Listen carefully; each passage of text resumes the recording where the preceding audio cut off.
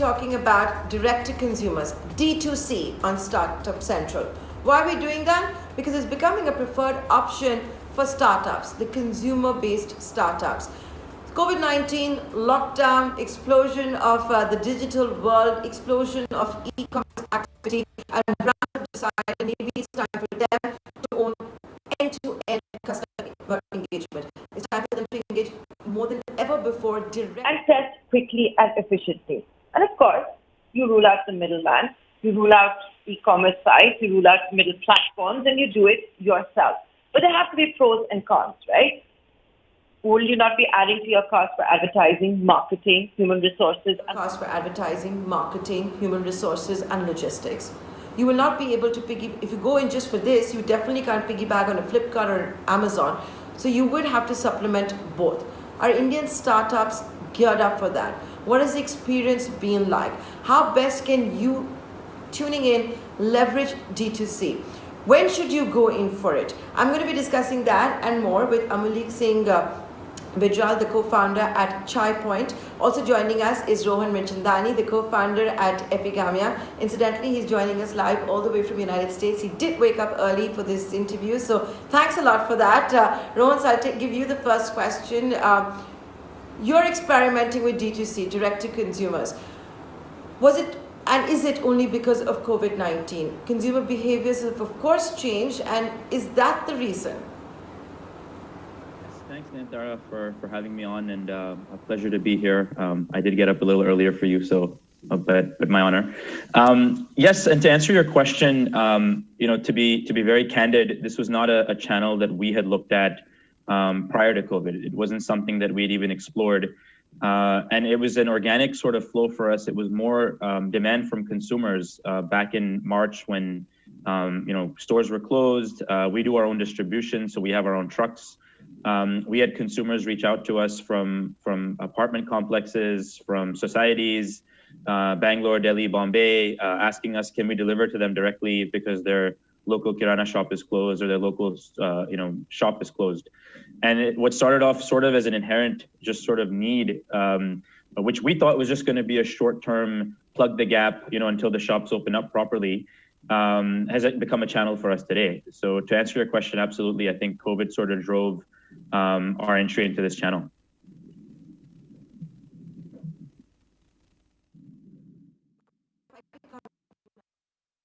On direct to consumers, and does one need to reach a certain scale before aspiring for D2C?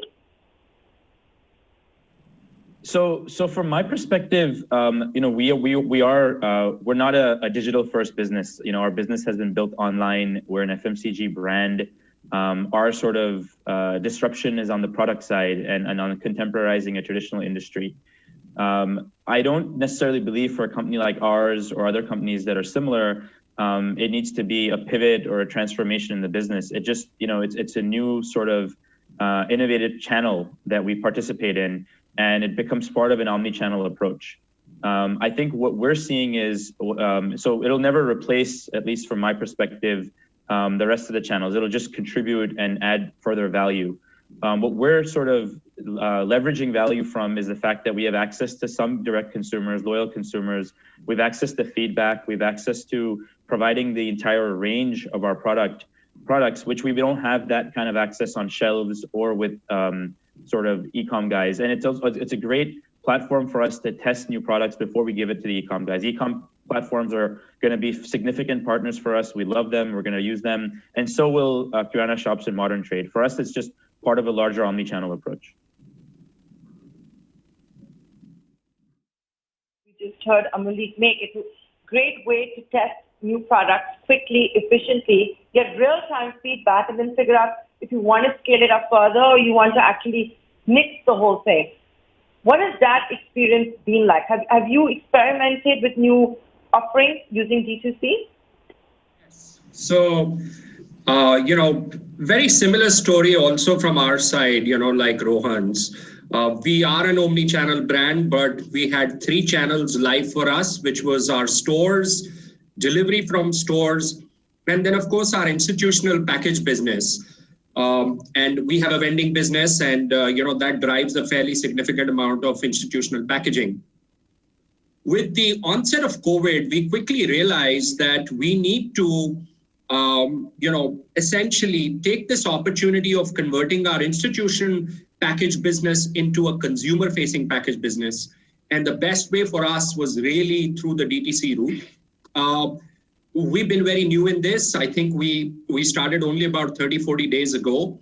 But the traction in the first month and a half has been very positive. We have started initially with a line of existing products, but our experiment has given us the confidence to launch close to about 10 new products related to our space, which we hope to introduce in the next 2 months. So we've gone into the channel, all hands in really.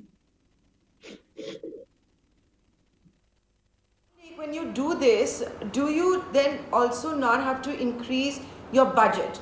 At a time, during COVID-19, when it's about increasing the cash runway, will you not also need to spend more? Whether it is on getting your social media right, your digital content right, pushing out information, logistics? Well, there is going to be definitely an additional spend, but it's not as significant as it would seem, primarily because delivery already has been a big part of our business. Through our stores, where of course we were working with the aggregator partners such as Amazon, Swiggy, and Zomato, and now we'll be adding on a DTC layer to it. But our core investments inside the company on digital marketing, software level connects with delivery companies has all been in place. So really, it's not a DNA change at our end. Fundamentally, what we had to do was really amp up our packaged product production. Even, pre-COVID, when we're not there in this space, we had a line of packaged products which was available primarily as a merchandise across our network of close to about 170, 175 odd stores. We had already launched some of them in e-commerce platforms such as Amazon.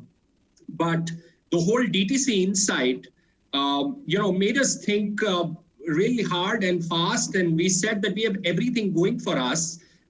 We don't even have to hire new teams. It's an addition of the product portfolio, which can happen over a period of time, and that we should just simply go ahead with it. So that's what we have done, and we feel very positive about it. Rohan, if I can now come to you, did you have to spend more?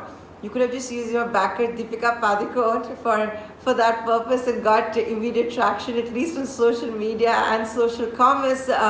But having said that, do you think it also helps you make inroads into new regions and go to smaller towns as well? Yeah, no, absolutely, Nantar. I think, and I completely echo what Malik said. I don't think it's spending more. It's just reallocation, and a D2C sort of acquisition of a consumer is not just restricting us, given again that we're an omnichannel play, just to D2C. That same consumer is now going to look for us in other areas. When they start going out, hopefully they'll consume us, in different places. And for us, maybe we're able to introduce them to something new through D2C, and they may go back to an e-com basket purchase later on when they do their regular groceries. So for us, it's not, and we've actually seen that in the data, that it's not just restricted to D2C. It's just a reallocation of budgets, which is actually seeing traction across the channels, right? The spend that we're doing, the digital spend that we're doing, we're spreading awareness. To your point, it's actually become a strategy for us now when we look at entering new geographies, new sort of cities. We're going to be going digital first now, something that we would have never done prior to COVID. We're actually going to go digital first, learn the market a little bit. It's a much lower cost of acquisition, much lower experiment, and far lower cost than it was when we'd have to go to the market and spend money on developing, awareness through the regular traditional trade. That being said, we still see scale in traditional trade. I think this digital just allows us to enter the market a little easier and lead the way. Okay, but how will this also tie in with social commerce? Rohan, if I could get your views on that. So let's say hypothetically, like I try an Epigamia Greek yogurt or some product of yours, and I really like it, and then I want to share it on, let's say, WhatsApp or any other social network with my friends. Is that the future? Because that's what everyone is saying, and that's when brands like yours, startups like yourselves, that's where the real windfall gain is going to come from, right? Absolutely. So I think as I mentioned, for us, given that we are traditionally an FMCG offline business, we also have one additional challenge. I think Amulik also has some similar challenges, but in terms of cold chain, it's not something that I can just ship from where I am today, sitting in Mumbai, or our factories which are around Mumbai, to Kolkata, for example, overnight. It requires pristine cold chain. I think the role social commerce plays for us is on the discovery front. I think discovery is something that social commerce is going to amplify for us, is going to accelerate for us. But at the end of the day, I think that the traditional form of purchase will still come around. Of course, for me now, e-com has become the new norm in a traditional form of purchase. So I think that's how it'll play out. Amulik, this is the final question I have for both of you. I'll give it to Amulik. What we have also seen is mushrooming, actually let's call it an explosion of the digital world in vernacular languages. With D2C, you can really exploit that. Am I right in that front? And what's the best way then to do that?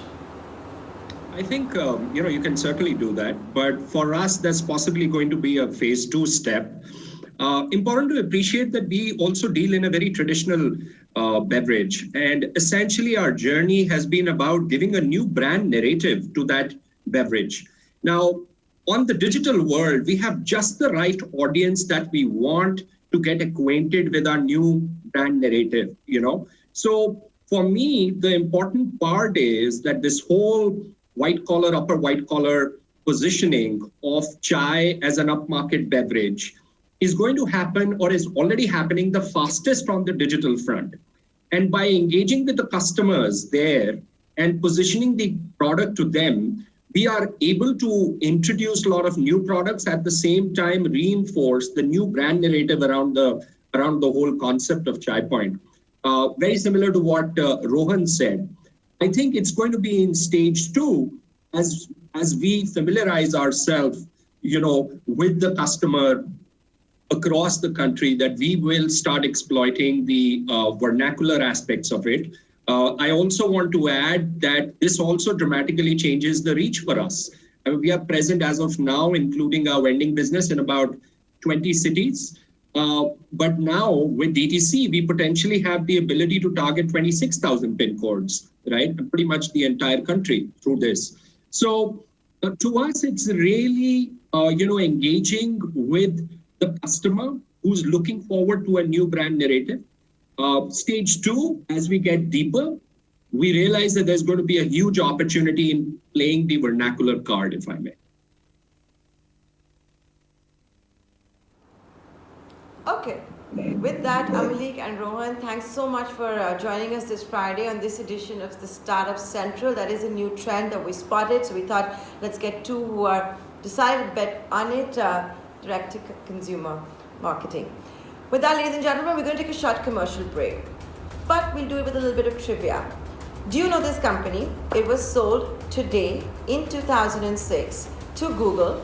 If I tell you the price, you should guess it. $1.65 billion. We'll tell you which company we're talking about after this break. See you on the other side.